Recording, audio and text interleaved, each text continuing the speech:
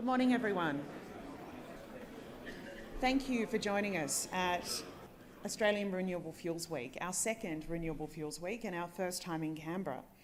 I'm delighted to advise that the event is completely sold out, so we are expecting to have a full house. We still have lots of people coming through the front doors at the moment, but we're kicking off, and we will do that with every session, so we're starting without you, encouraging you to come in. I'd also just ask that we don't leave sort of free seats in between, if possible, so that we don't end up with 50 people standing at the back of the room. So firstly, Canberra is obviously the host city for Australian Renewable Fuels Week. It's also the country that has been home to the Ngunnawal and Ngambri people for more than 20,000 years. We wish to acknowledge the Ngunnawal and Ngambri people as traditional custodians of the land we're meeting on and recognise any other people or families with connection to the lands, the ACT and the region. We wish to acknowledge and respect their continuing culture and the contribution they make to the life of this city and this region. We would also like to acknowledge and welcome other Aboriginal and Torres Strait Islander people who may be attending the event today. I would like to thank our sponsors for the event. We have quite a few, so forgive me. BP, Ampol, ExxonMobil, EDL, New South Wales DPI Beyond Fossil Diesel, Neste, CEFC, AGIG, Enerac, Gemina and Green Power. Now for Green Power as a sponsor, to give you a little indication, Renewable Fuels Week is being powered by Green Power, and we've been certified by Green Power as being powered by accredited renewable energy. By using Green Power, Renewable Fuels Week has prevented 5.4 tonnes of CO2 equivalent. So the equivalent of powering your air conditioner at home for 135 hot days or running your washing machine 106 times in 1 year. So thank you, Green Power, for supporting the event. Now, Renewable Fuels Week, 2 big days, talking about renewable liquid fuels and renewable gas and the essential contribution that they need to make in supporting, in particular, hard-to-abate sectors of the economy. We are absolutely delighted with the speaker program that we have, and I'd like to thank our speakers and all of our delegates that are joining us today. I'd also like to thank the Bioenergy Australia members. I've been on board for 5 years now, and it's been 5 hard years, and we're certainly starting to see some movement in this space. And it's fantastic to have had those members on board for such a long time and to be able to see them now starting to be engaged in some really positive action moving forward. To kick things off today, we are absolutely delighted to have the Honourable Catherine King, Minister for Infrastructure, Transport, Regional Development and Local Government.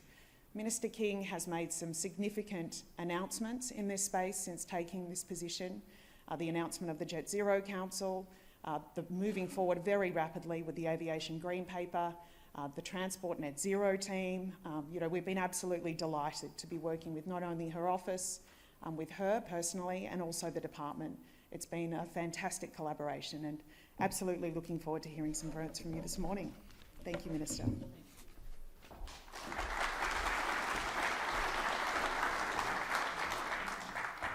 Thanks very much, Shahana, for that kind introduction. As always, I too begin by acknowledging the traditional custodians of the lands on which we gather, the Ngunnawal and Ngambri peoples, and I pay my respects to elders past and present, and I extend that respect to any First Nations people joining us today. The transport industry interacts with and impacts on every single corner of our nation, and when you get to the heart of it, it is imperative that our drive to net zero and renewables is about protecting those very same environments that First Nations communities have been protecting and cherishing for time immemorial. The example of those communities have shown in caring for place and country should be at the front of our minds as we discuss Renewable Fuels Week. Also welcome to the National Gallery. I hope you get an opportunity to go and have a look at the collection, which really the gallery holds on trust for all of you and every Australian. It's an extraordinary collection and a beautiful place here in Canberra. Not enough people get to see it, so please take the opportunity to do so. And I can also highly commend the gift shop. Margie Osmond might tell me, I think they might have won a tourism award this week. I'm not sure, but I think they might have. If they haven't, they deserve one. As we all know, 2 years ago, this government was elected with a clear mandate on climate change, and our ambition is now law, setting a 43% target by 2030 for Australia's emission reduction and net zero by 2050, and you would have had the opportunity to hear from Minister Bowen last night about some of the plans and the work that he is doing to get there. We are within striking distance of meeting our 2030 target, and now we're setting our sights further to developing our plan to net zero by 2050 together as a government and as you are in industry. In that journey, I know that renewable fuels have an essential role to play, and that's why I've championed their development ever since we came to government. One of my first speeches as Minister back in July 2022 was in fact focused on renewable fuels, particularly in the aviation sector. I'm sure that some of you will remember that because it was at a Bioenergy Australia event. At that event in Sydney, I committed to establishing an Australian Jet Zero Council because I knew then that not only did we have a lot of work to do to develop renewable fuels in Australia, but that every step on the way we had to work closely with industry to actually achieve that. I made that commitment in one of my first speeches as a minister because I know full well that aviation, heavy vehicles and maritime transport have limited decarbonisation opportunities, and if we are to achieve our ambitious targets, we need to develop renewable fuel industries right here in Australia. The challenge is large, but we must achieve it. Domestic aviation emissions in Australia more than tripled between 1990 and 2019, and Australian jet fuel demand is projected to increase by 75% from 2023 to 2050. Together, domestic aviation, heavy vehicles and domestic maritime transport are projected to be close to 10% of the national emissions in 2030. Emissions from heavy-duty trucks, buses and rail doubled between 1990 and 2021. And liquid fuels, including petrol, diesel, jet fuel and biofuels, make up 52% of Australia's final energy consumption. If we're to achieve our goals, we have no choice but to decarbonise this consumption and these sectors, and that means more renewable liquid fuels. The challenge is why my department will shortly be conducting its final consultation on the draft Transport and Infrastructure Net Zero Roadmap and Action Plan, and I acknowledge Ian Porter, who's driven much of that work in my department, is here with you most of the day. It's designed to support the reduction of transport and infrastructure emissions. This roadmap and action plan is one of 6 sectoral decarbonisation plans that are currently under development, covering all major components of the economy. Late last year, we sought initial suggestions and ideas from stakeholders from the transport sector plan, and I thank those of you who contributed to that. Through this process, we've heard of the challenges ahead of us, but on the other side of the coin, there are many opportunities as well. Australia is well placed to lean into a low-carbon liquid fuel industry. We have access to renewable feedstocks, and progress is being made to set up local production facilities. Detailed public consultation on our overarching plan is expected earlier this year. However, we are already exploring some discrete elements of the renewable fuel mix, like the development of sustainable aviation fuel through other mechanisms. And I'd like to briefly explore what we're doing in the areas of aviation, of maritime and heavy road vehicles. In aviation, as we all know, aviation is absolutely critical to the way in which Australians go about their work and go about ensuring that we're connected to the world. Indeed, I'm sure many of you used aviation to get here today. On a per capita basis, we are second to the United States for annual emissions from domestic flights, and if you add in international flights, we rank 5th in the world. Our government knows this and is committed to working with the sector to support the reduction of Australia's emissions while growing jobs, including through sustainable aviation fuel and emerging technology. That is why we established the Australian Jet Zero Council, which is working with the sector to identify opportunities for collaboration and to promote, mobilise and galvanise industry's own efforts. It's also why we announced $30 million of sustainable aviation fuel funding initiative through ARENA. And it's why we've committed to an aviation white paper process which has been examining the full range of issues across the sector, emissions reductions among them. The preceding aviation green paper noted that sustainable aviation fuel is the most advanced means to support net zero by 2050 in this sector. Over 2,000 submissions were received on the green paper. Consideration of these will of course inform the white paper, which I intend to deliver in the middle of this year. Moving on to the maritime sector, to decarbonise shipping is looking to evolve from a single universal fuel to a future with multiple alternate fuels. Given the global nature of the industry, this will be a huge transition, especially given the uncertainty surrounding supply locations. We are working hard to ensure we play a key part in the transition, given we are the largest island nation in the world and the 5th largest user of shipping services, which carry over 99% of our international trade by volume across more than 400 commodities in and out of Australia. We are pursuing this at the international level through our participation in the International Maritime Organisation negotiations and our consistent ongoing collaboration to develop green shipping corridors. We're pursuing this at the national level by working closely with the maritime industry to develop a maritime emissions reduction national action plan. The plan is to set the strategic direction and recommend actions to decarbonise our own maritime transport sector, as well as contribute towards reducing international shipping emissions. The plan will seek to identify opportunities and future-proof the domestic maritime industry, ensuring that Australia benefits from the global net zero maritime transition. Again, I expect to receive the draft plan by the middle of the year. Meanwhile, a few of our current actions towards reduced maritime emissions include investing in the development of clean hydrogen industrial hubs near ports to produce renewable hydrogen-derived fuels, including for ships.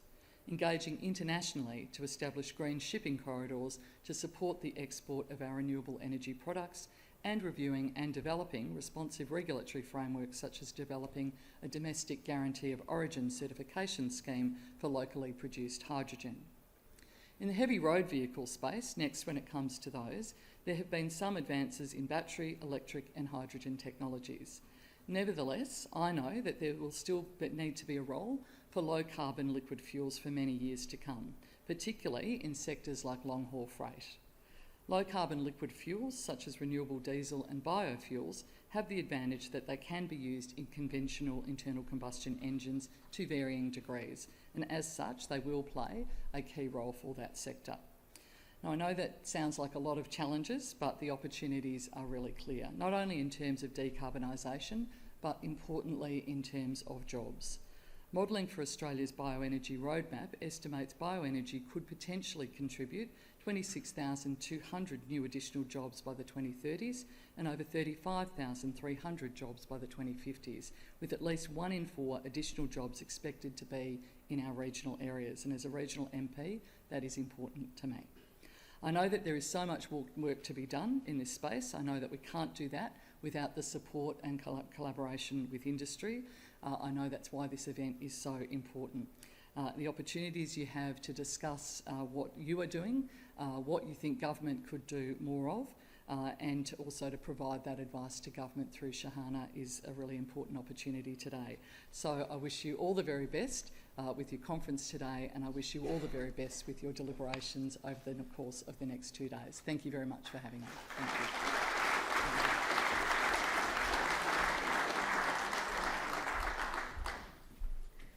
Thank you, Minister. We very much appreciate it and look forward to working with you in the future. I would now like to welcome Bruce Sutherland from ExxonMobil, who is the sponsor for our first session. It's looking to be a fantastic session, although I did notice we didn't have a really good gender balance here for this session, so we're going to work on that one for next time. I think we definitely need a lot more female leaders in this space coming through, so I would encourage that. Welcome, Bruce.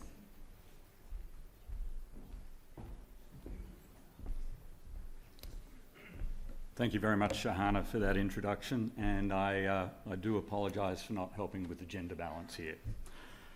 So, look, it's an absolute honour for ExxonMobil Australia to be able to sponsor this session today.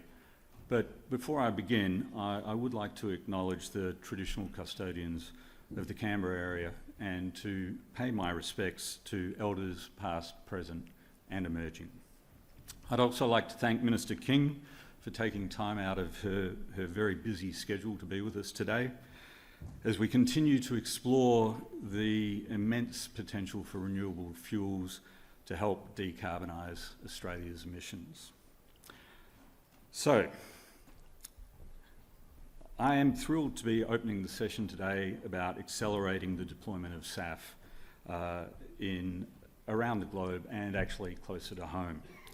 And I'm very much looking forward to, as I'm sure you all are, hearing from what is a very experienced and diverse group of speakers. So, Over to my left, you can see Kelvin Lee from IATA, Jack Shepherd from Blunomy, ExxonMobil's very own Tahmid Mizan, Robert Boyd from Boeing's Global Sustainability Policy and Partnership teams, and Jimmy Samartzis, who is the CEO of LanzaJet. A team, oh, well, there you go. I was going to say they asked me to put that slide up and it's already there. So, anyway, first let me talk a little bit about myself, and then I'm going to talk quite a lot about ExxonMobil. So I am happily married, a father of 3 young adults. I have one very old dog and I have a puppy, and this group continues to surprise and mostly challenge me on a daily basis. I've worked at ExxonMobil for 25 years, and I was absolutely thrilled when last year I was asked to head up the business development group for Asia Pacific. Now, obviously business development includes low emissions fuels. And what really stood out for me about this new opportunity was that while I was excited about it, my kids were absolutely thrilled. And the reason for that was that they were pleased that action was being taken by a global company who has both the capability and the scale to deliver solutions that will have a real impact across the globe. We see that as critical for the future. So, ExxonMobil Australia is one of the country's oldest energy companies, and it was first established over 125 years ago. Our company has unmatched global, regional, and local experience across the entirety of the jet supply chain, all the way from feedstock through to the wingtip. Everything in between, obviously, as well. And we've been supplying aviation fuel to customers like Qantas for over 100 years. Over that time, we've continually evolved to keep pace with Australia's growing demand for energy products and to leverage ever-improving technology. In our long history as an energy supplier to this great nation, we've seen a multitude of changes.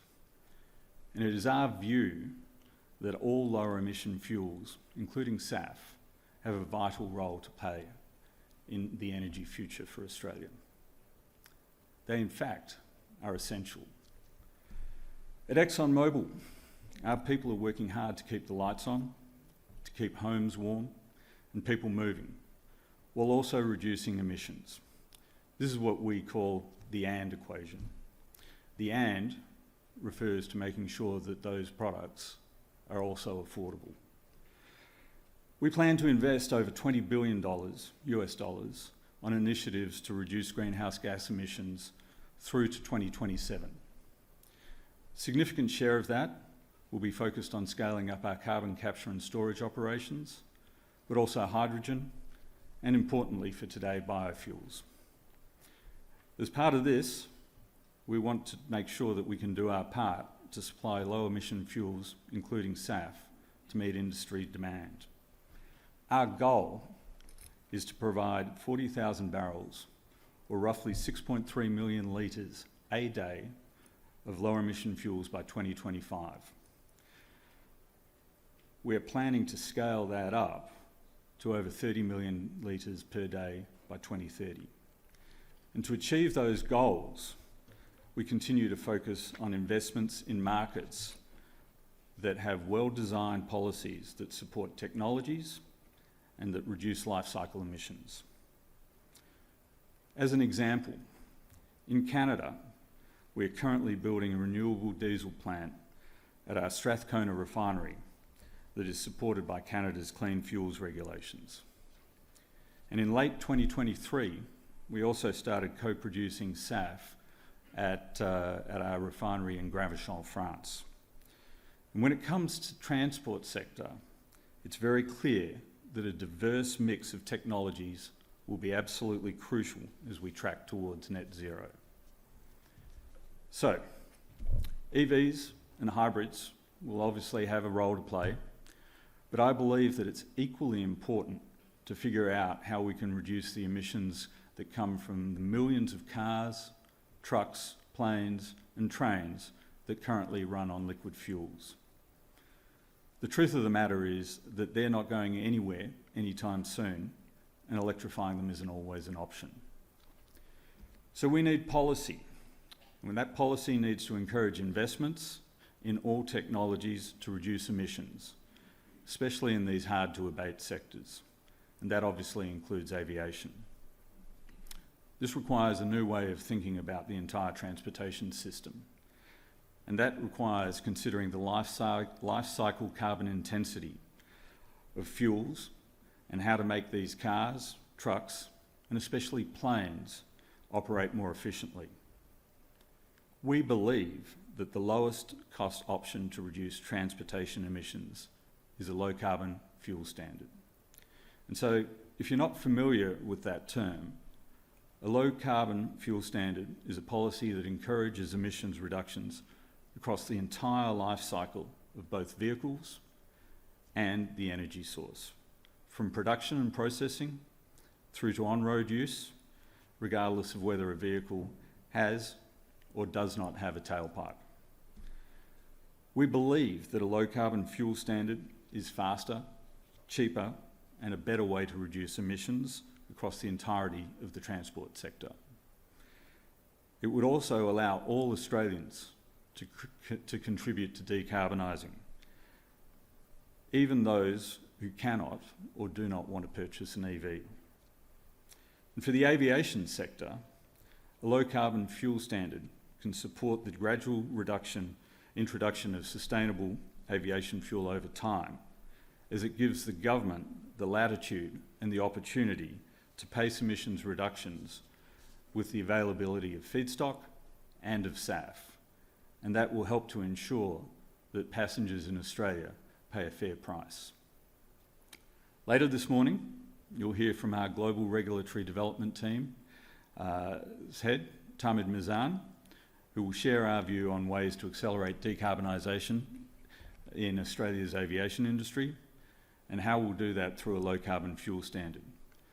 He'll also talk a little bit about how various policies around the world are already in operation and are already working to reduce greenhouse gas emissions in our skies. But for now, I'd like to introduce our first speaker this morning, Kelvin Lee, who is IATA's Assistant Director for External Affairs and Sustainability for the Asia-Pac region. Thank you very much.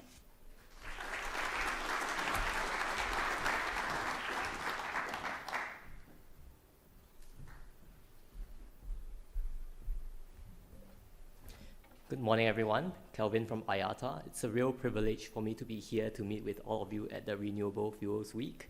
Before I start my presentation proper, maybe just a quick introduction to IATA.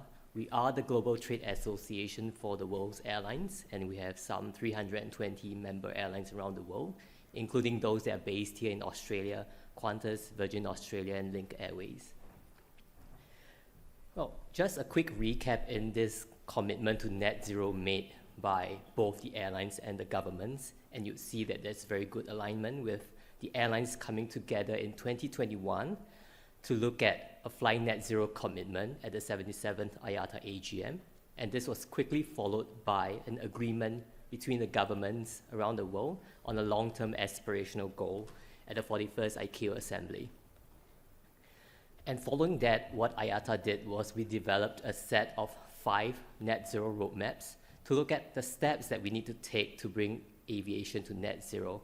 And it's clear through these roadmaps that airlines alone cannot get there, and we'll need to collaborate with stakeholders, both within the sector and also beyond.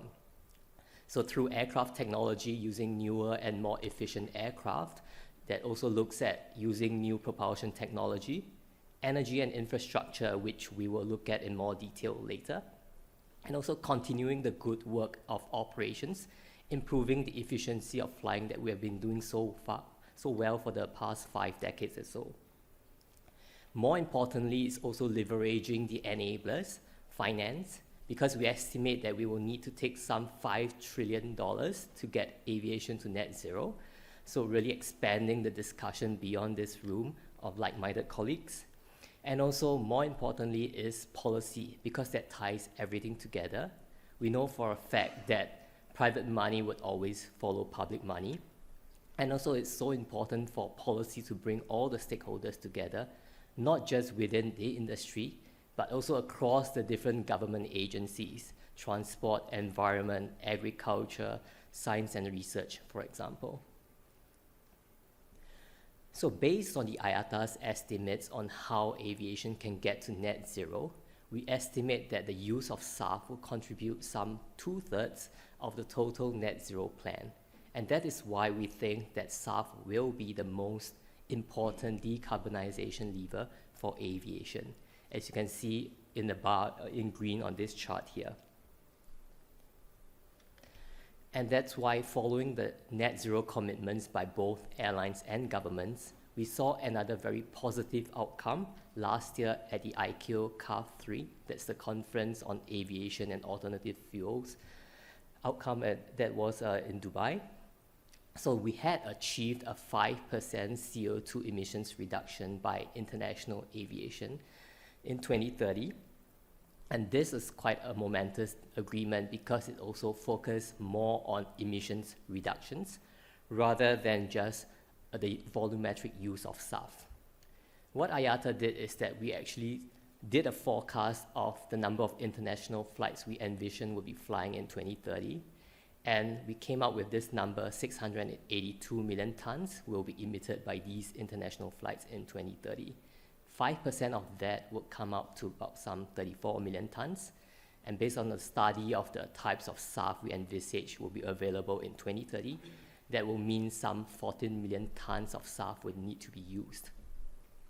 So if we keep this magic number of 14 million tons in our minds, again, we see very good alignment between the governments and the airlines in terms of the policies that have already been announced around the world. So we envisage that through these policies, it will enable some 17 million tons of SAF to be used in 2030 around the world. And this includes the whole range of policies, the US SAF Grand Challenge, the mandates in the EU and the UK, and then also closer to this region, the recent announcement by Singapore to put a passenger levy to purchase SAF. While there has not been much formal policy announcements from Australia yet, well, we do look forward to what the minister had already shared, the net zero roadmap, and also we look forward to also the announcements on the aviation green paper. In terms of the commitments by the airlines, some 64 airlines have already committed voluntarily through agreements and commitments, and this will amount to some 15 million tons of SAF being used. And we also know that many of our airline members, including Qantas, are also directly investing in SAF. So where the bottleneck we envisage, it's really on the production and supply of SAF. Because today, based on the announcements that we see so far, the total renewable fuel capacity out there is about 65 million tons. And this could potentially grow to some 80 to 90 million tons based on growth rates and future new announcements. But because some of these might not materialize, so if we just take into account the 65 million ton number, it would actually mean that aviation would need to secure 20 to 25% of this total renewable fuel capacity in order for us to reach that goal of 40 million tons by 2030. And if you take a look at the map, well, we do see some bubbles in Australia, but we certainly hope that through the discussions over the next 2 days, the bubbles will grow bigger and more numerous. And another quite concerning part that I would like to zoom in on is on the numbers. So last year, we saw a total production of about 0.5 million tons of SAF. Well, that's quite an encouraging number because it was a doubling from the year before in 2022. And we do envisage that this year it will triple to about 1.5 million tons. But the concern is really that in the total renewable fuel capacity, SAF still makes up on average just 3% of that. And we are talking about having to secure some 20 to 25% to reach the ICAO CAF3 global vision. So just to put this in a bit more context in terms of the scaling up that we need to do, if you look at the arrow that points down, Between today and 2030, we actually need to scale up some 28 times in order for us to reach that CAR3 global vision of 14 million tons. And at IATA, because we project out all the way to 2050, we actually have an intermediate goal, which we call the tipping point, and that is even more ambitious because we hope to see the use of 24 million tons of SAF by 2030. And that actually translates to a scaling up of 48 times. So the numbers are quite depressing, but I would say that we can be optimistic because we do see a very big SAF playing field.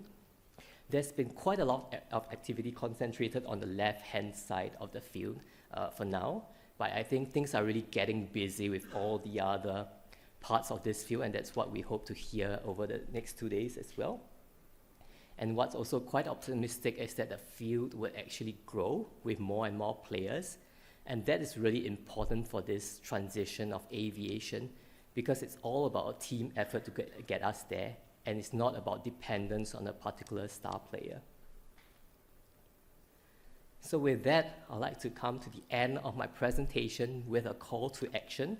So 4 points. I mentioned the enablers earlier, finance and policy, and that's where we really think that action should be taken. Firstly, more and faster investments into SAF, both by traditional fuel companies as well as by new fuel companies. Secondly, how do we incentivize this production to optimize the amount of SAF? Again, I go back to the number of having to secure 20 to 25% of the total renewable capacity in order for us to transition towards that goal in 2030 alone. Third, and I think this is very important for Australia and the region, what are the feedstocks, the pathways, and the production methods that will work for Australia and the region? It's quite important for us to get that right. And last but not least, one of the good ways to actually stimulate the demand further beyond the physical use of SAF by airlines is through the use and recognition of a global SAF accounting framework that will really help to boost production and also bring down the cost for everyone who is using SAF. With that, I look forward to the discussion further. Thank you very much.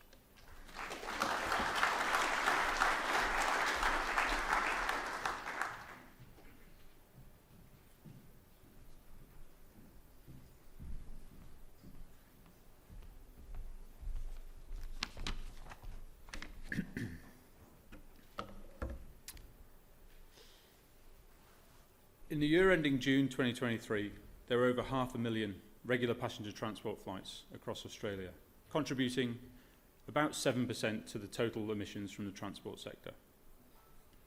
Now, to combat this environmental impact, major domestic airlines in Australia have pledged to decarbonise their operations by 2050. However, to achieve this requires significant changes. For instance, if just 10% of the fuel used in those regular passenger transport flights was to be replaced with sustainable aviation fuel, we'd need nearly 800 million litres a year. Now, to put this in perspective, the global output for sustainable aviation fuel last year was just 600 million litres.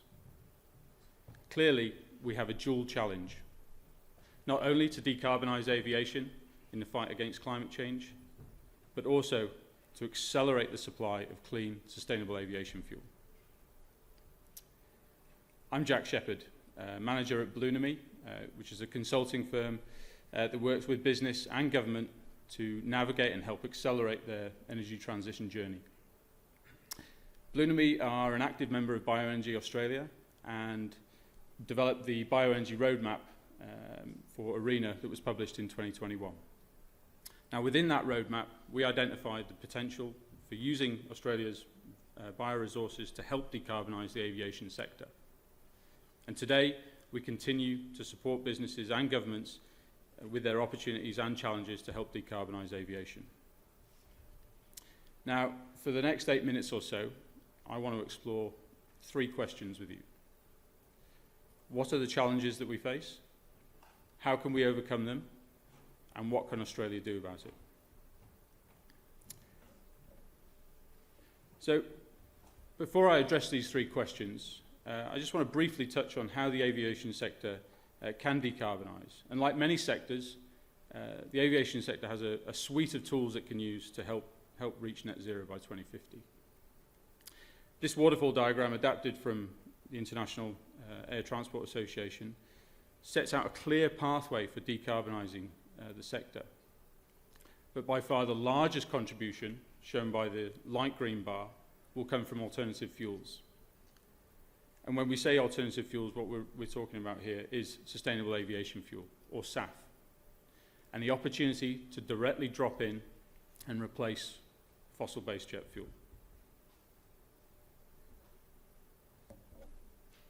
Now, when we consider the production pathways available, the majority of SAF produced today is via the hydroprocessed esters and fatty acids route, also known as HEFA.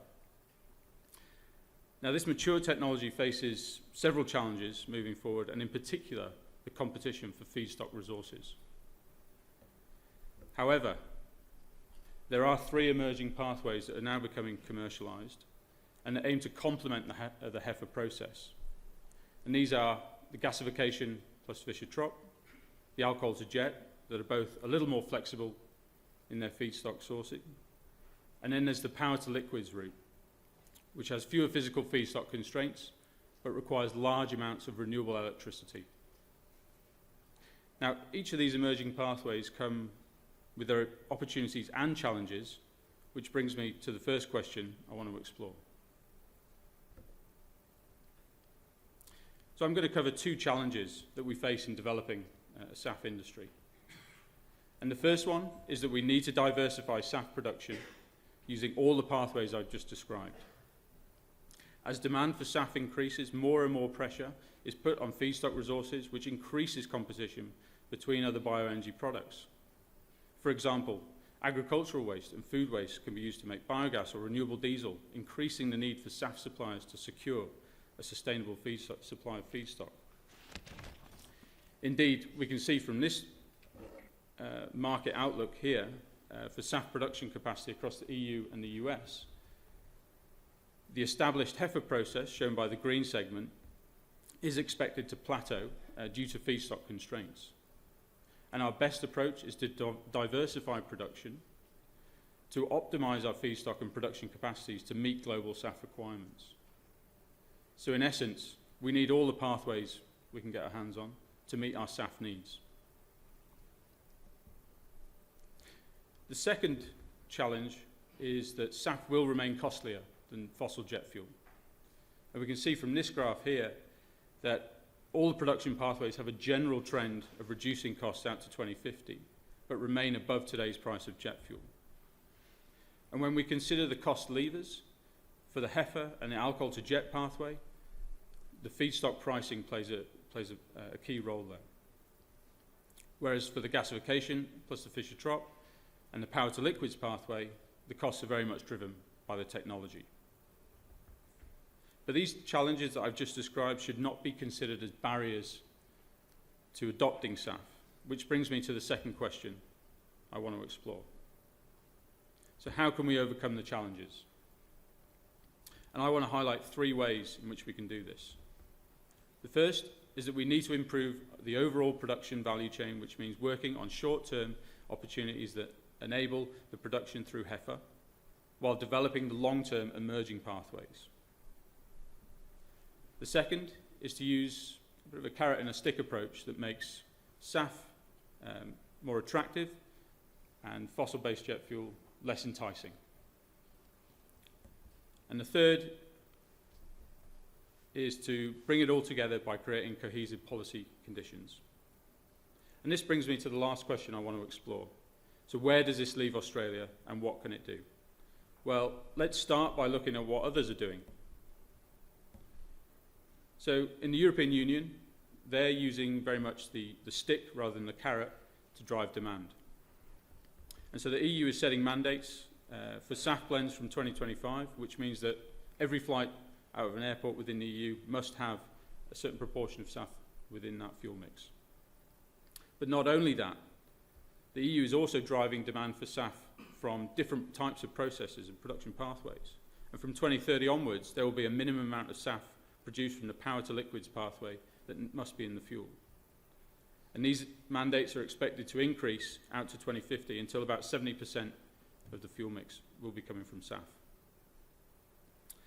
On the other hand, the US is using the carrot to encourage large volumes of domestic SAF production. And they have a national production target of 3 billion gallons, or equivalent to about 11 billion litres per year by 2030. And that's the equivalent of nearly 4,000 flights between Melbourne and Sydney a day. And by 2050, the US plans to use 100% SAF for its domestic flights. They also have the Inflation Reduction Act, which poses a risk to Australia by diverting capital and resources. But the government, US government plans to provide a tax credit of between 30 cents and 50 cents per litre for eligible SAF produced. Now, if we compare that to the average price of SAF in 2022, that's a 15 to 30% reduction or credit for producers, which is not an insignificant amount. In Australia, we have made some progress in on a few different fronts. For example, the Australian Jet Zero Council that was established last year is a step towards having a single agency dedicated to decarbonising aviation. Airlines have also taken initiatives to decarbonise their flights. For example, Qantas has made commitments on SAF blending by 2030 and taken steps to secure SAF through various deals with suppliers. And Virgin Australia has been working with Brisbane Airport, trialling SAF as far back as 2017. And lastly, at the federal level, the government is providing financial support to projects through the ARENA SAF funding initiative. But there is more to be done, and perhaps Australia needs to use a combination of the carrot and the stick approach to help unlock the SAF industry, like setting a national target for SAF, giving a common goal for the industry to work towards, supporting different production pathways, leveraging Australia's renewable electricity potential, biomass resources, and potentially the remaining 2 refineries. And finally, encouraging SAF supply and demand at the commercial scale by creating a framework to appropriately distribute the cost of SAF at the value chain, including to the airline's end customers. Australia has the right tools and resources to decarbonise our air travel, and by taking a methodical, long-term approach, we can achieve our net zero goals. I'll be around for the next couple of days. Looking forward to speaking to as many of you as possible, understand your opportunities, challenges, and how Blunomy might be able to support. Thank you for your time.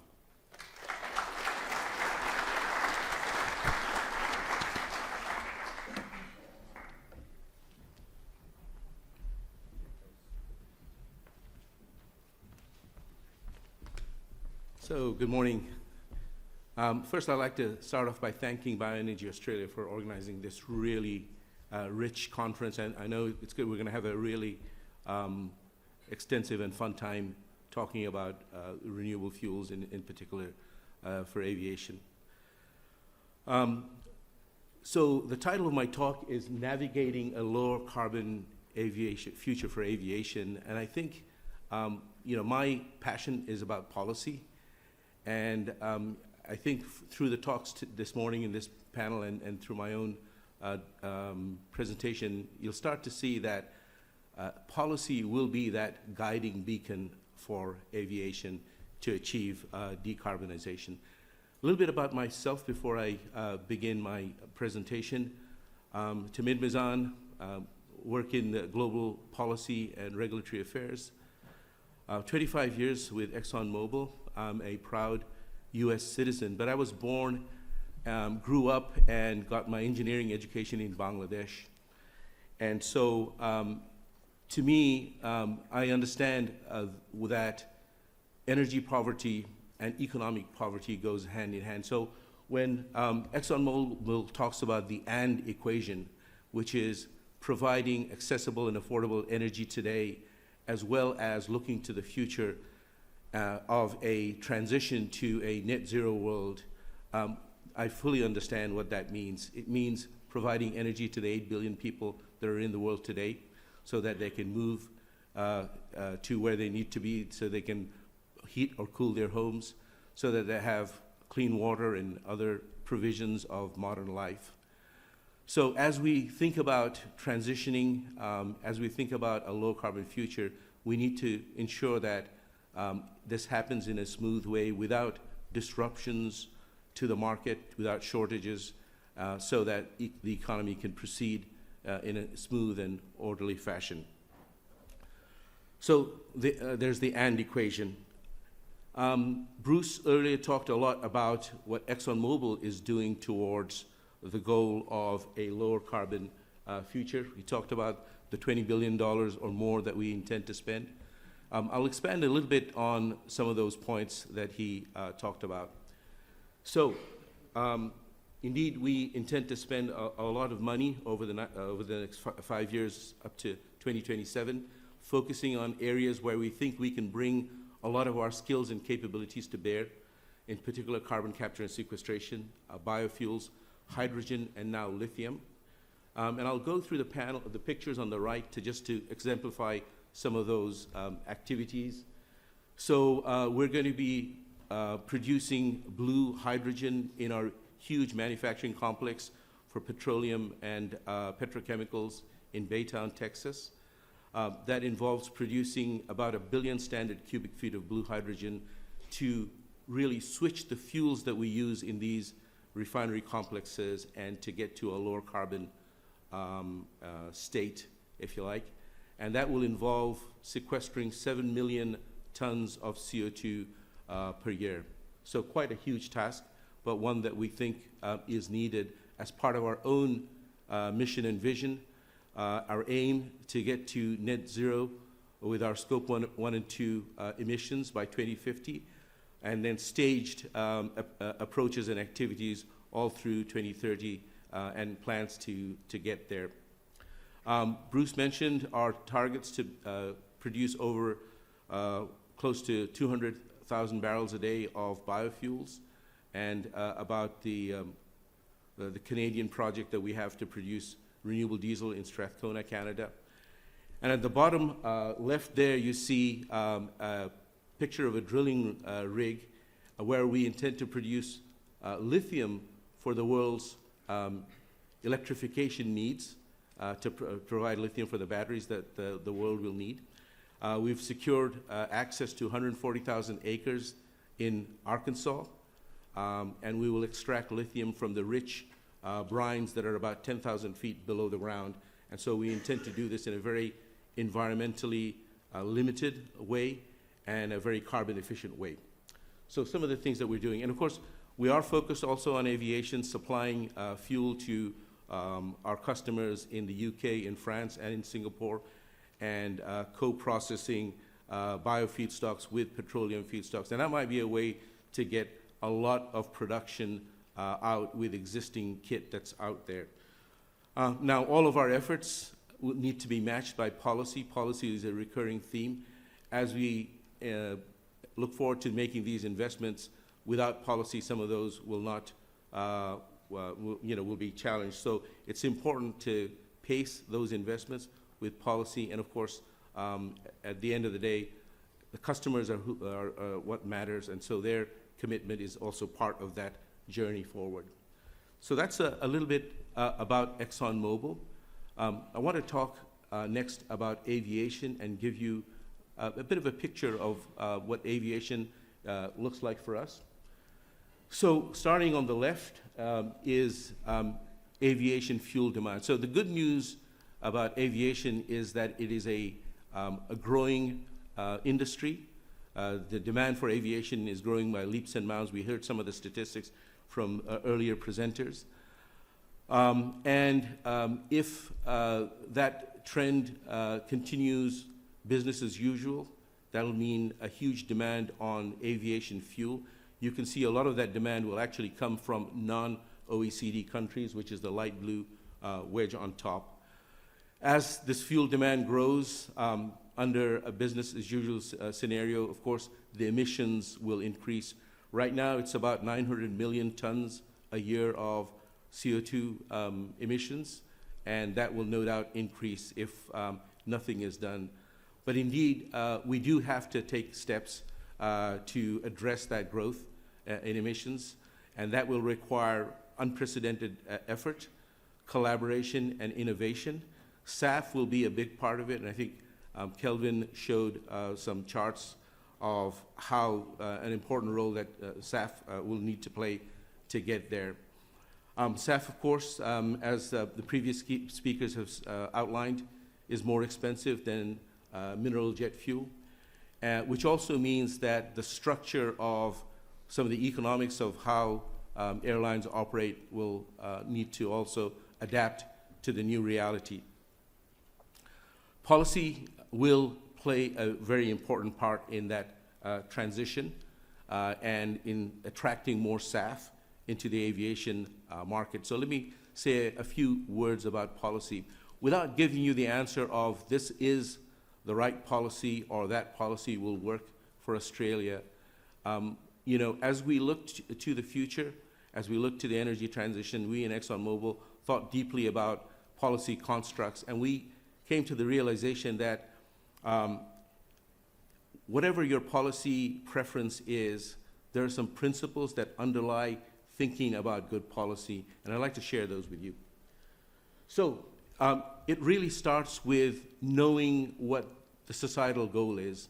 Is it carbon reduction, greenhouse gas reduction? Is it economic development? Is it jobs?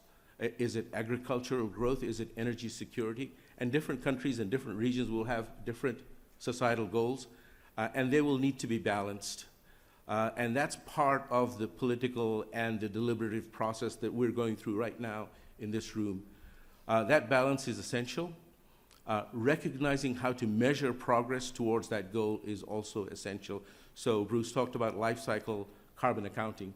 That's a way we know exactly whether our steps, our efforts are paying fruit in terms of actual emissions reductions. Once you've established a goal, you need a strong scientific basis to move forward and design your policy around that science. You need a strong legal basis to move forward in terms of your policy. Once you've established that basis, you need to ensure that all pathways, all technologies, all solutions are encouraged by your policy, because you never know what will come out of left field and actually achieve the targets that you have. And then you need to promote the wise use of resources, whether it be land, capital, and so forth. And usually markets are a very good way of doing that. And finally, providing a strong market signal so that investments can occur and close the gap and achieve your societal goal. So looking across the world today, what kind of policies are there in terms of sustainable aviation fuel? We essentially see two kinds of policies. One are obligation-based policies or mandates. That's in the dark blue. You can see in Europe and a few other parts of the world. Or others are incentive-based policies, and Kelvin talked about the IRA, and actually Jack also talked about the IRA in the US. So there are these two different dichotomies in terms of carrot or stick, which is the right answer. And the question of what is the right answer for Australia, we hope our panel will be able to deliberate and discuss and perhaps even come out with an answer for that. With that, let me thank you for your attention, and I'll hand it over to the next speaker. Thank you.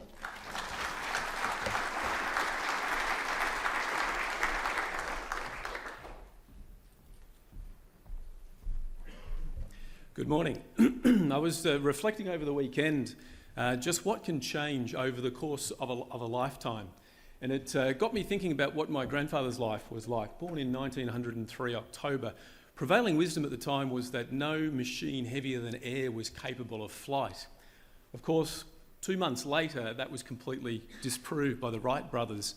You know, when they had their remarkable flight on the 17th of December, it was about 800 feet and managed 59 seconds. By the end of my grandfather's life, this type of thing was possible, not quite this aircraft, but more or less in the 90s, anywhere on planet Earth was almost reachable in a single flight. I thought it was an interesting reflection when we think about energy transition and just how complex and tough what we're trying to do, especially at the micro level. But when we zoom out a little bit and think about what can be achieved over generations, it's not a precise parallel, but an interesting one. Let's look back a little bit before we look forward in terms of SAF and SAF development. I think about SAF progression in phases. So this first phase I call the test and development phase. 2008, that's when the very first flight, it was February 2008, London to Amsterdam on Virgin Atlantic, and it kicked off SAF experimentation of these fuels, and then other airlines followed. The big step then was a certification, HEFA, June 2011, and this instigated a wave of activity. Several airlines starting to do it, and many thousand flights, a lot of very useful information gained, but most of this was bespoke activity. 2016 was pivotal in changing the thinking. Right, we started to have the first continuous production of SAF, which went into a hydrant installation in LA. You had Corsia approved by the ICAO Council, the Offsetting and Reduction Scheme. That was a big step. The CAF2, we heard about the CAF3, but there was obviously a CAF2. There was not much activity leading into the CAF2, but CAF2 really spurred, I think, a lot of what came after. Some things like sustainability criteria. It was only in 2018 that globally there was an agreed set of sustainability criteria, really important stuff. Daily flights continued. By 2020, 7 technical pathways in place. By the time of the CAF3, coming off the back of a disastrous period for aviation with COVID, a terrible period, some 80 offtakes announced just in those 24 months prior, and nearly 40 to 45 billion in offtakes just those 24 months prior to CAF3. So as you've heard already, CAF3 was, I think, a great success, a 5% goal for international aviation, and puts us in an interesting period right now as to how do we achieve that if we look forward. We're in this window where we can still make a difference for 2030. Get to a point with the lead time required for projects. We'll get past 2026, and most of that's going to benefit beyond 2030. But we still are in a 24-month window where we can shape the numbers that get achieved in 2050.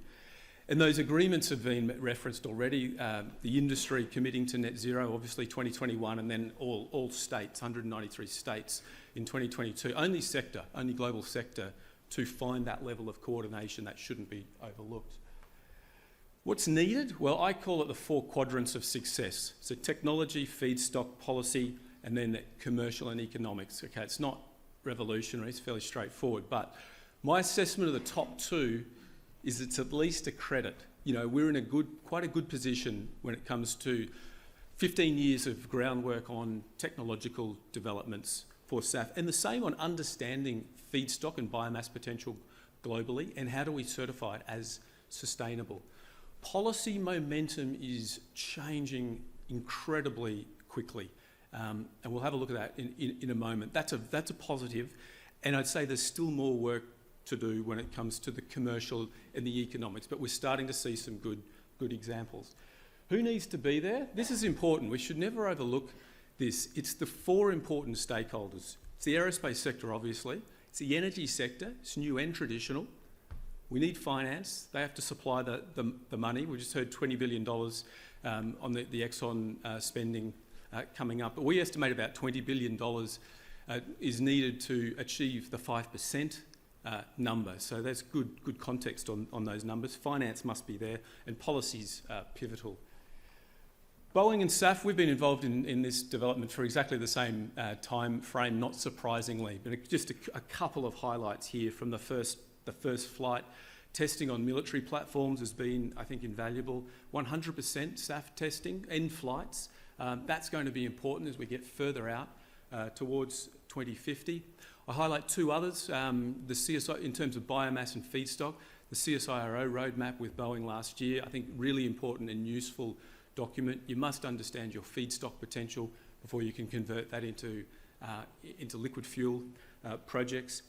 And then partnerships. Partnerships is vital. We've had partnerships since 2022 with suppliers. The most recent I'd like to highlight just in the last week is with Wagner Sustainable Fuels. Really pleased to be able to develop that as we move forward up in Queensland. That's going to be exciting exciting stuff. Quick look at policy. I just want to walk us through what I think is a snapshot of what the policy landscape looked like. It was a sparse globe for SAF policy. Only 9 years ago, there was a lot of renewable fuel policy for ground sector, 60 countries. But SAF, it was very, very hard to even get a decent credit, say in the US or Europe. It was complex.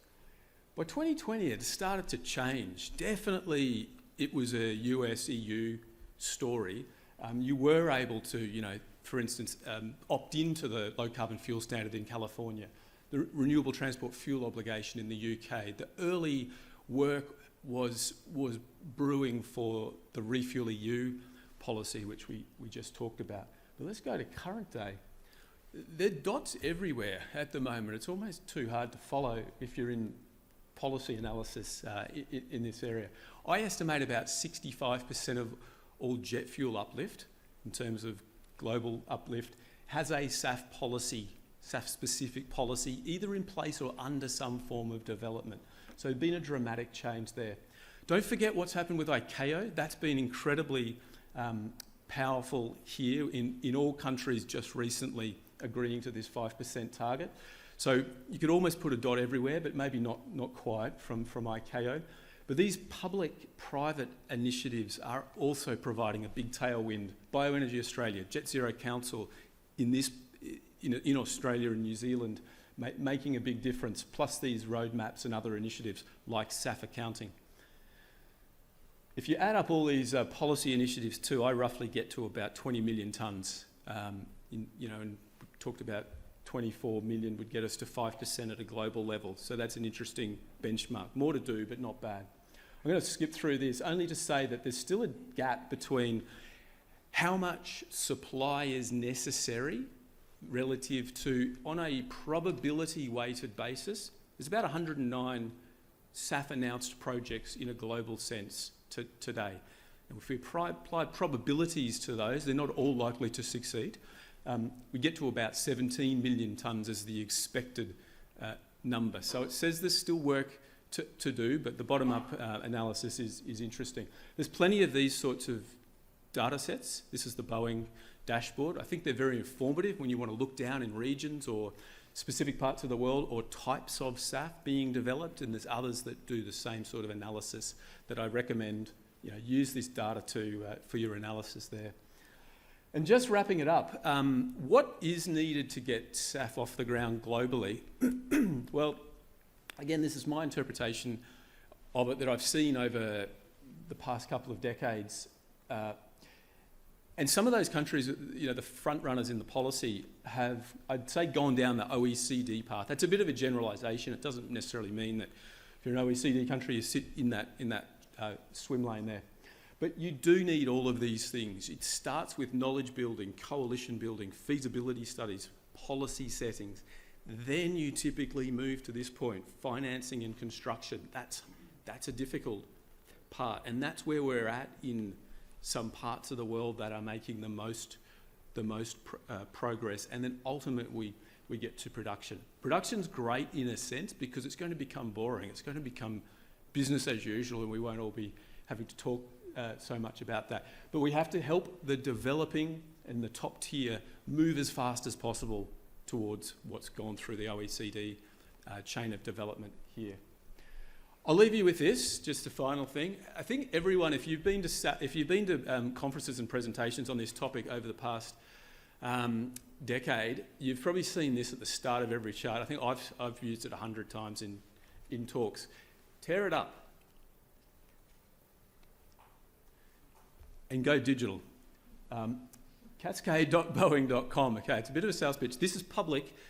It is the wedge chart, but it's the wedge chart for you to be able to explore any scenario to net zero. I mean, essentially that wedge chart I just showed is a pathway to net zero. It's a schematic, but it's static, right? This is any possible scenario you like, any type of technology combination, feedstock, carbon intensity of a grid, well worth going and taking a look at, whether it's policy, whether it's SAF development. Thank you very much.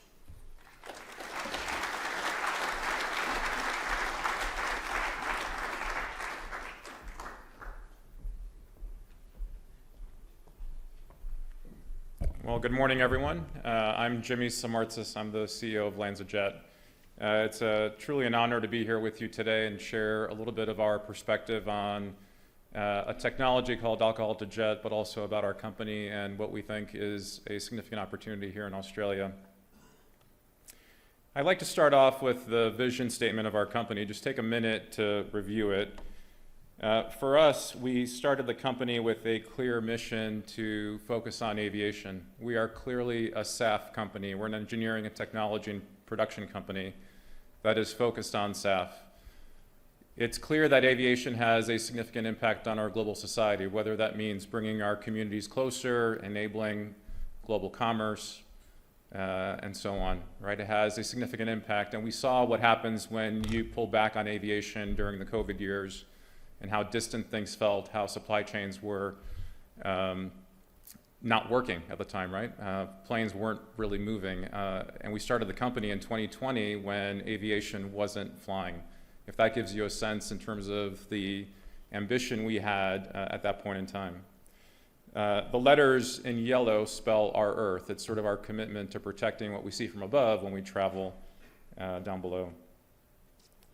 Let's talk about building a new industry, because I think sometimes we are myopically focusing on technology or production and the gallons instead of thinking about what we're really trying to do here, which is building a new industry. As Robert mentioned, this activity has been going on since 2008.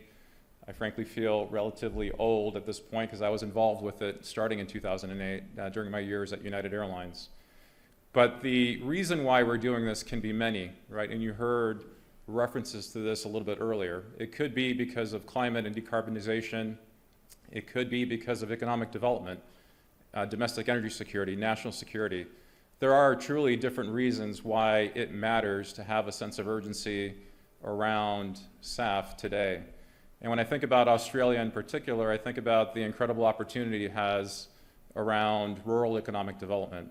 Creating your own system for domestic energy supply, creating a national security scheme to help give you fuel, considering the challenges that perhaps are just north of the country and supply chains that you are dependent on. So there are different reasons why to care about building a SAF industry, but pick your reason, and depending on what country you're in, those reasons may vary. You heard these numbers earlier today in various fashions, but I think it's helpful to put it a bit into perspective.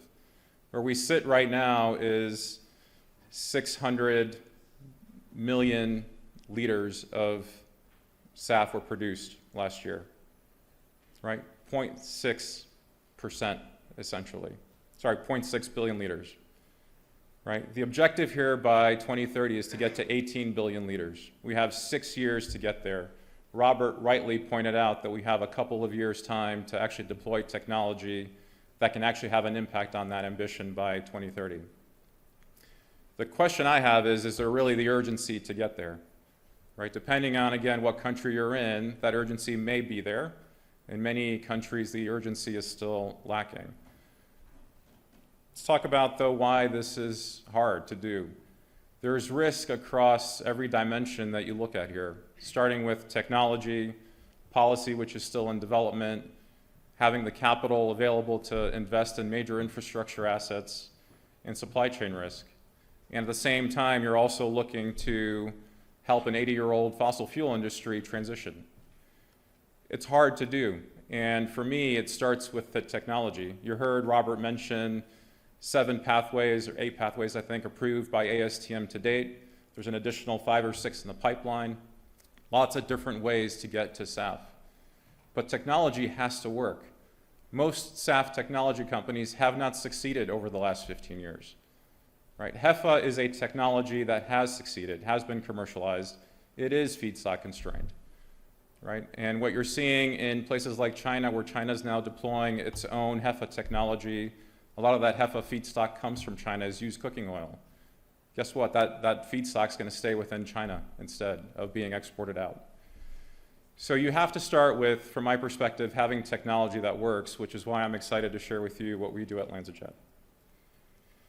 From my point of view, alcohol-to-jet might be the holy grail. I was having a conversation during coffee hour today where someone said, you know, HEFA is really where it's at. And it is true, HEFA is where it's at today. But can alcohol-to-jet really be something that can be pivotal for the industry? I think it is. I think some of you may be questioning that. Some may be smirking. Some may be skeptical. I'm doing it intentionally, right, to get a little bit of a reaction. But let's talk about ethanol-to-SAF and why I think it could be the Holy Grail. When you talk about versatility and flexibility, ethanol as a molecule is extremely important because it's a building block molecule to get you exactly to SAF. The question is, how do you get to ethanol? We think of ethanol as being a source, the source for ethanol being energy crops. Corn ethanol, sugarcane ethanol, sugars essentially. We can also create ethanol from woody waste and agricultural residues. We can create ethanol from carbon monoxide and carbon dioxide. We can create ethanol from MSW. These aren't a dream, right? These things are actually happening today. We come from a company called LanzaTech, which was founded in New Zealand. They are a publicly held company today. They have 6 commercially operating plants around the world that take waste carbon and convert that to ethanol. So ethanol is not just the ag molecule, it's also every other feedstock that we've been talking about. It's relevant globally, so depending on what country you're in, you can pick and choose how to get to ethanol. Australia has a lot of bio feedstock available, or the potential for it. It also has a lot of industry, so how do you capture those industrial waste emissions from industry and create ethanol as a bio-intermediate or as an intermediate feedstock to get to SAF? You can do all those things.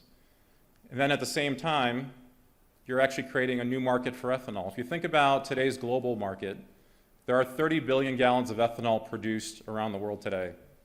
Most of that goes into road transport as a blending component. Road transport is electrifying.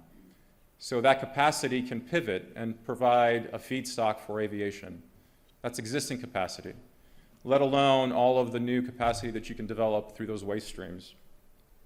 It's economic development. Our first plant, which is now operational, is in Georgia. It's in rural Georgia in the United States. It's an energy security story. It's a national security story. There's many reasons why alcohol-to-jet is relevant in different countries around the world and different outcomes that come from it.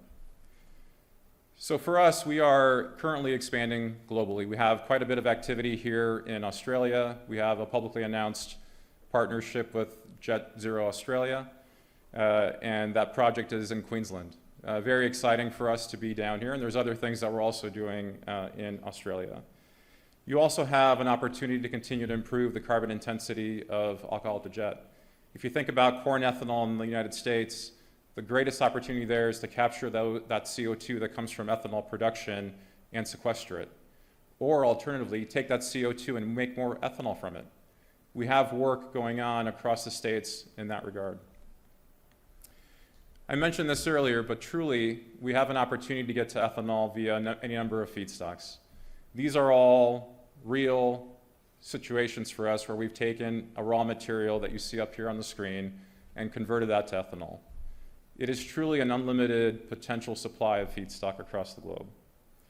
When it comes to our company, we are the first to have commercialized the technology. We did all the work for 14 years. Our technology started with the US Department of Energy in a lab environment. We scaled it up from lab to pilot to demo to commercial. And we had ASTM approval achieved in 2018. It enabled us to do the first cross-Atlantic flight from Florida to the UK with Virgin Atlantic, and the first flight across the Pacific from Washington State to Japan with All Nippon Airways. We have a great group of investors, companies like Shell, Suncor, Mitsui, British Airways, and most recently Southwest Airlines joined us as an investor. We talk about the reduction in greenhouse gas emissions quite a bit. We have nearly a 95% reduction in particulates, nearly no sulfur in our fuel product. And the thing we are talking more about these days is the energy density. Our SAF has a higher energy density than the fossil equivalent, nearly 10% higher energy density than its fossil equivalent. We also have a partnership with Tahmid Energies, which helps us deploy our technology on a global basis. Technip's technology for dehydration is the first step in our process. It's called Hummingbird.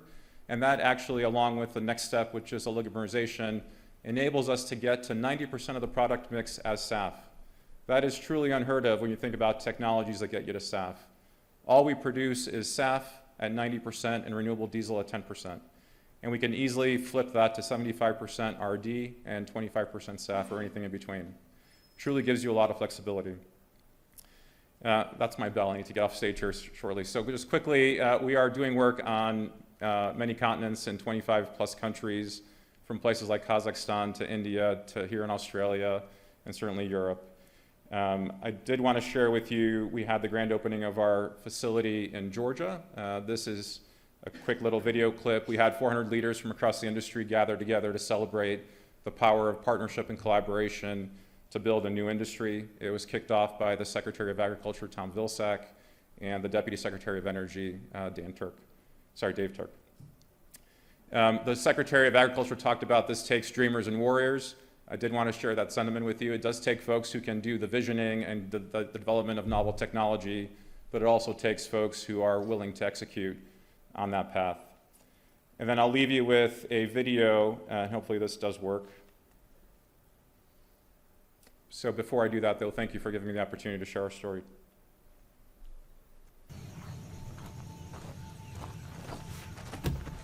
How does change happen? It happens when extraordinary people in extraordinary places have a will to change the world. It happens down newly made roads, in 100,000-gallon tanks, through miles of metal pipes, fueling our means of connection from above. Change takes decades of operating experience, hundreds of years working in fuel and related industries, to create new jobs, to propel countries to collaborate, to produce 1 billion gallons of sustainable aviation fuel by 2030. Change takes thinking bigger. Technology, policy, airlines, investors, and flyers. Everyone, everything, working in lockstep so that we can continue to travel, explore, innovate, connect, make industry move, enable an energy transition, and ensure a shared, sustainable, net zero future for us all. Not in 5 years, not tomorrow, today. It starts at LanzaJet Freedom Pines Fuels. Thank you.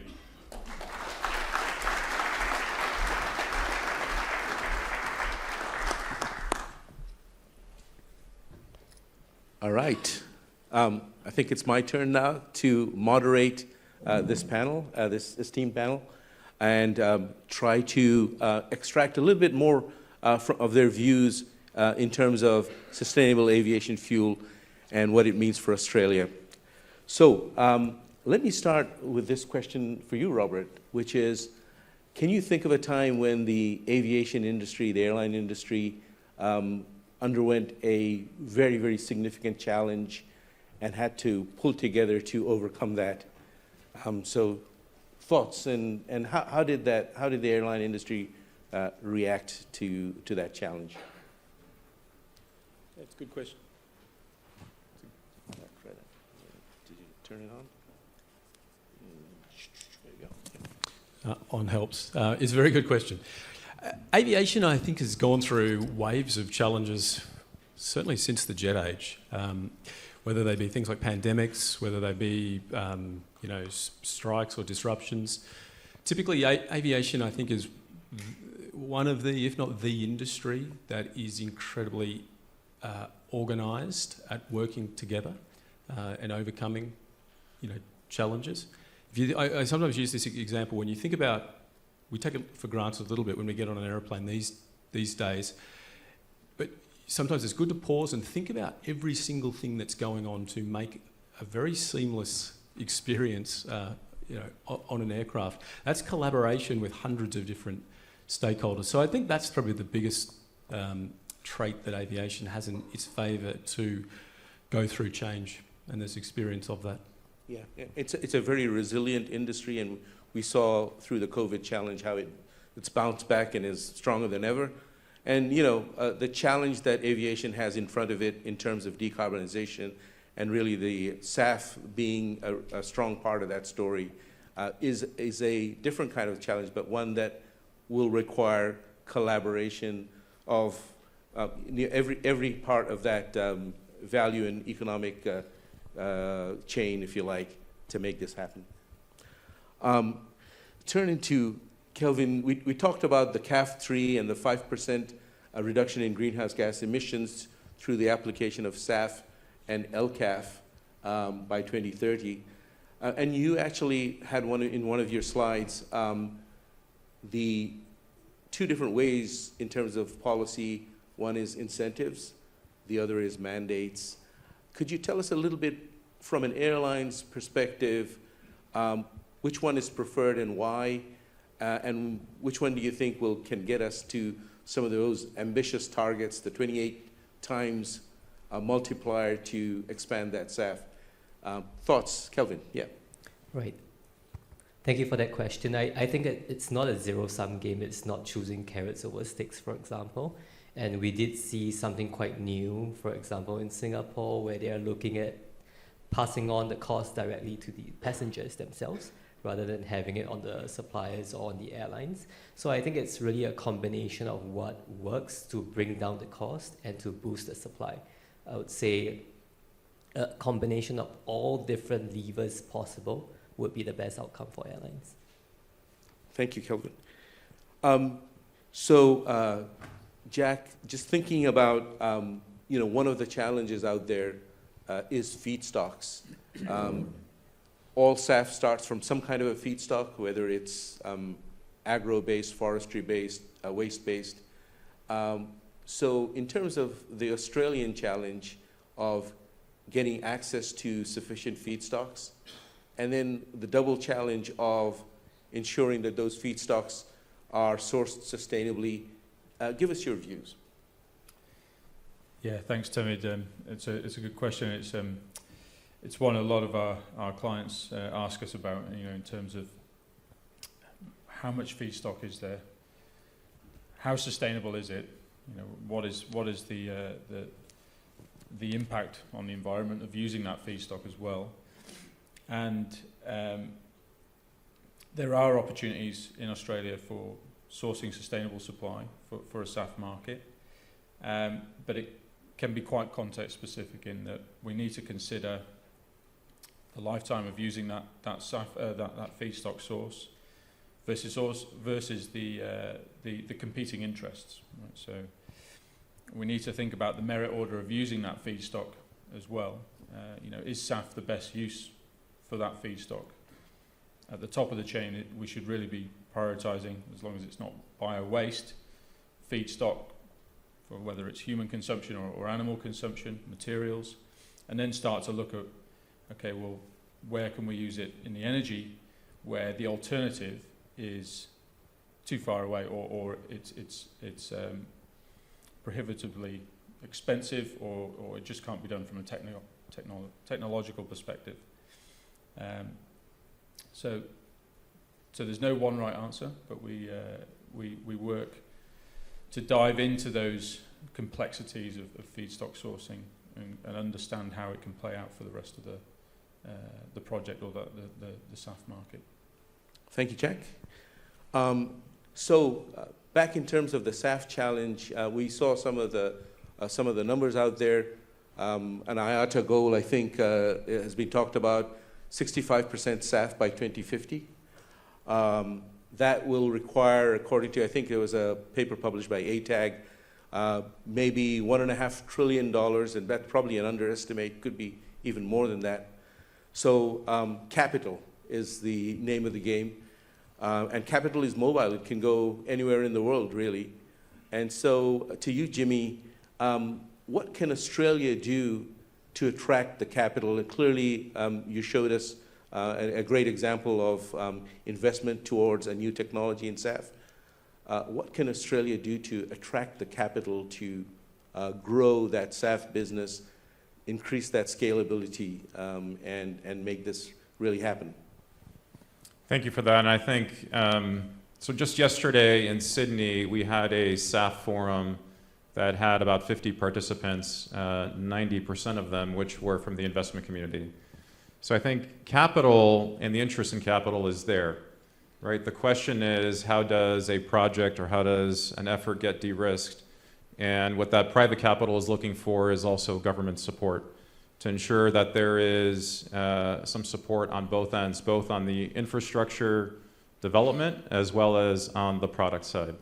So I think here in Australia, there's a great opportunity where you have, in our world, right, you have sugar that today is being exported outside the country. Keep it within the country, create ethanol from it, and create a fuel product from it. You have the feedstock supply where you can actually develop the industry. You have capital that's very keen to be deployed. The question is, how does that capital get comfortable with the risk associated with that product? Qantas and Virgin Australia both have efforts to support with offtakes, but again, airlines can't withstand but so much of a price discrepancy between fuel and or fossil fuel and SAF. So the question for me really is, how do you have the Australian government step in to support this new budding industry here?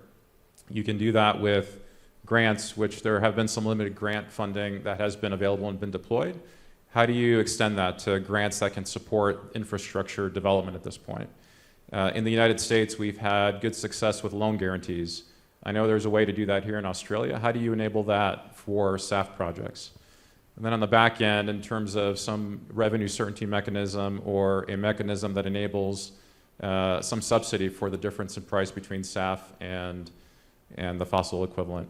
Right? So I think government is really critical, and once government supports, private capital is going to flow as they see that less risky. Thank you, Jimmy. Any other members of the panel wish to weigh in on how Australia might attract more capital into SAF production? Just to echo that, it's not a capital problem. It's a business case. There's money all over the world ready to find a home that can make the right return, and it's risk, as Jimmy just said. It's ensuring that, there is an education piece, there's a capacity building piece as well with the finance sector. So I think those forums where this group is speaking to the finance community and helping them understand much of what has just been talked about does help their comfort then in leaning into that investment thesis. But when that can happen, capital's there, and the policy really is what unlocks the business case. Very good. Thank you, Robert. I'd like to come to another nuance that's embedded in perhaps in policy, and it's the concept of book and claim. The objective is really to get greenhouse gas emissions down all over the world. Aviation is a global business. Does it matter where that emissions reductions happens relative to where it's booked? And that's a question I'd like to pose to Kelvin. Thoughts about book and claim? And first of all, explain it to the audience, please. What is book and claim, and your views of how that might help or hinder growth of SAF? Thank you. In order to explain that succinctly and not eat into the tea break, I think quite simply it's splitting the environment attributes of sustainable aviation fuels away from the physical use of the product itself. So we don't have that for conventional jet fuels, but of course for sustainable aviation fuels, there's this environmental attributes that is needed in order to reach the emissions reductions goals that we have. So in terms of book and claim, I think that for the airline industry, it's very important because we have many airlines around the world that want to take advantage of the use of SAF today, but are unable to secure supplies, whether it's because they don't fly to the destinations where SAF is currently produced, or that there is probably no intention right now for the countries they are based in to produce SAF. So this is where the book and claim framework is really important, because it will enable such airlines to also tap into the use of SAF to reach their emissions reductions goal. I think what's important again is agreement amongst the states, because what you need is that the government where the airline is based must recognize this booking of or claiming of the environmental attributes in a country away from where it's based. And I think that's where the challenge is, because a lot, as we spoke about, we talked about energy security, we want to make it where it's used, but we also need to confront this new concept of what happens if you are not able to secure the supply. And that's where you actually need for this concept of book and claim to come into action, and for countries to recognize each other's sources and to make it where it's most convenient and so where it's most cost effective. Thank you. And I'm going to ask a related question to Jack, which is, CORSIA actually allows the use of offsets. And could you maybe give us your views on offsets versus book and claim, and and the relative merits or thereabouts of these two concepts? Yeah, thanks, Tahmid. And if we just consider the European approach here by setting mandates from 2025, that's very much about physical supply in Europe. So when you talk about book and claim and offsets, that type of model will be very difficult to succeed there. And when you think about that, that's a lot of pressure for SAF or airports to actually have supply of SAF at each of their sites, which may not be close to a production facility, so there's additional sort of challenges there. So the Europeans' approach is, it's quite strong. They want those mandates, but they may not be playing in a fair market where we can bring everybody else in by having these book and claim models and the offsets as well as a tool for helping to build up the SAF market. And eventually we have enough physical supply such that these sort of models don't play such an integral role later on. But at the beginning, I think they're pretty integral to the system. Thank you, Jack. I'm going to look to Adele and the organizers. How are we doing for time? About 5 minutes left. 5 minutes left. So I'll throw it open to the audience. Please, if you have a question, raise your hand and tell us who the question is for.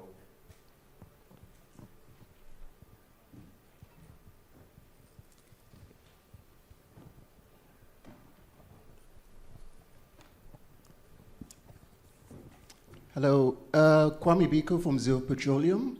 And my question is for Kelvin from IATA. And the question really is, you mentioned 14 million tons of fuel required for 2030, and essentially SAF. And the question really is, SAF, obviously we know that not all SAF is sustainable, not all SAF has the same properties. So how can we really differentiate between, SAF which, frankly, some SAFs don't even, produce the same sustainability as, fossil-based fuel. How do we create that differentiation and make sure that, we're really looking at carbon intensity and the purpose, which is really to bring down greenhouse gas emissions and make that reflect as well in the cost? Thank you.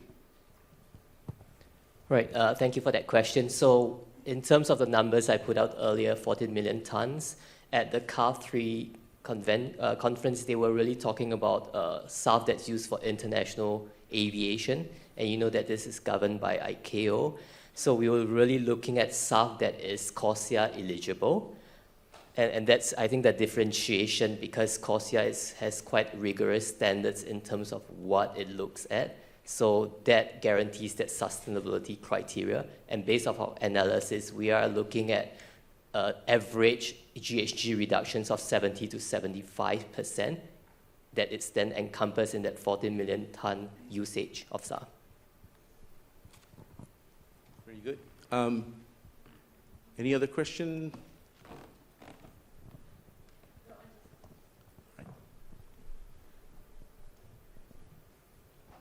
Thank you. It's Dennis here from Bioenergy. My question is about cost. Renewables and EVs really only grew quickly when they became competitive with fossil fuels. So what's the most promising, pathway or approach to bring the cost down close to fossil? I'll pick Jack. Thank you. Well, now if we consider the US's carrot approach to this, in particular providing those tax credits between 30 and 50 cents per litre, you know, those types of mechanisms really help drive the cost down and incentivise the development of more volume. So using more of a carrot approach would be my take on this, to really provide those subsidies to the suppliers of SAF to help bring down the cost and make it more competitive.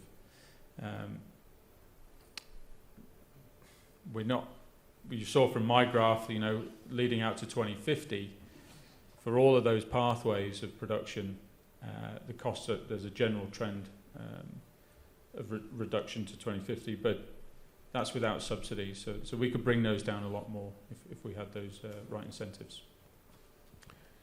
All right. So let me try and bring this to a close to kind of summarize what we heard. So there's another question. Sorry. Hello, Dave Evans from Defence Science Apologize. Technology Group. Yeah, go ahead. For Jimmy and yourself, Tahmid. Jimmy, because you've done HEFA now, and you've done A to J, and we're talking about deployment and acceleration and capital investment. What would be the advice you'd provide to new starters who are not going through or not coming with a ASM approved pathway out of the 8 that are on there now? And then the follow-up as well, this goes to Tahmid, is that with co-processing really taking off, and essentially ExxonMobil and BP and Shell/Viva are pushing for 30% co-processing. What's the role then of emergent industry versus an existent industry that has the capability to produce right here, right now? Sure. Maybe not in Australia because we are sold our co-processing offshore. Yeah, so let me just answer the question, and then I can hand it over. So I think I also have done Fischer-Tropsch. So I've done the 3 technologies that I think have the most potential and are involved in most of the pathways. What I would say is buckle in to some degree, right? Because there's so many things and hurdles that you end up having to overcome as you work your way towards ASTM approval and then development thereafter. It's a bumpy ride, right? And at the end of the day, it's important to stay true to the overall ambition, right, in terms of what you're aiming to do. It's not easy, and I think the one thing we sort of gloss over the fact that we have CORSIA, we gloss over the fact that there's a unified aviation approach to this. Take a step back and think about the fact that we had to get 190 plus countries to agree on a single way of doing this across a global market. The aviation industry, I think, is a phenomenal example of how you collaborate towards an ambition and sort of work together to get there. It's quite a testament, I think, to many years of hard work by a bunch of folks.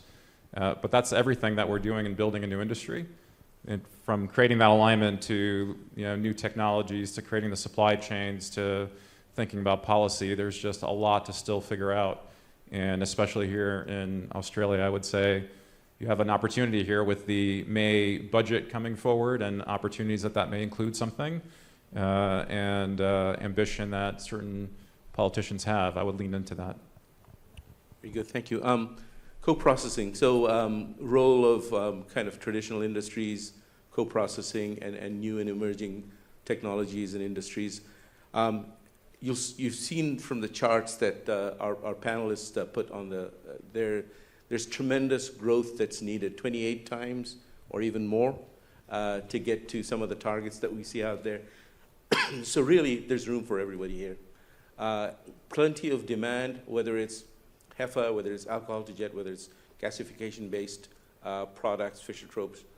And I think every technology source needs to participate to get us to those ambitious targets. So room for everyone.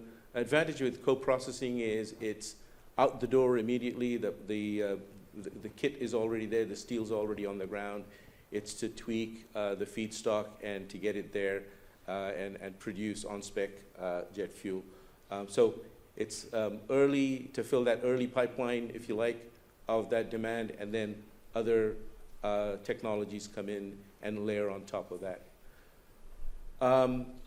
So with that, if there a final question, okay, we should need to wrap up. Okay, so just to wrap up, then, what we heard that collaboration is needed. We heard that there should be supply side incentive type policies, but also demand type obligation oriented policies, and we talked about low carbon fuel standard as being one that rewards true greenhouse gas reductions, life cycle greenhouse gas reductions, and that might be one way to go. We heard that feedstock is a challenge, and we also heard that it needs to be managed in terms of the context in Australia. We also heard that greenhouse gas emissions reduction is the target, and credible ways to ensure that and enable that through things like book and claim should be explored and examined. So with that, I will take your leave and thank the panel for a really, really rich discussion and wonderful presentations. Thank you.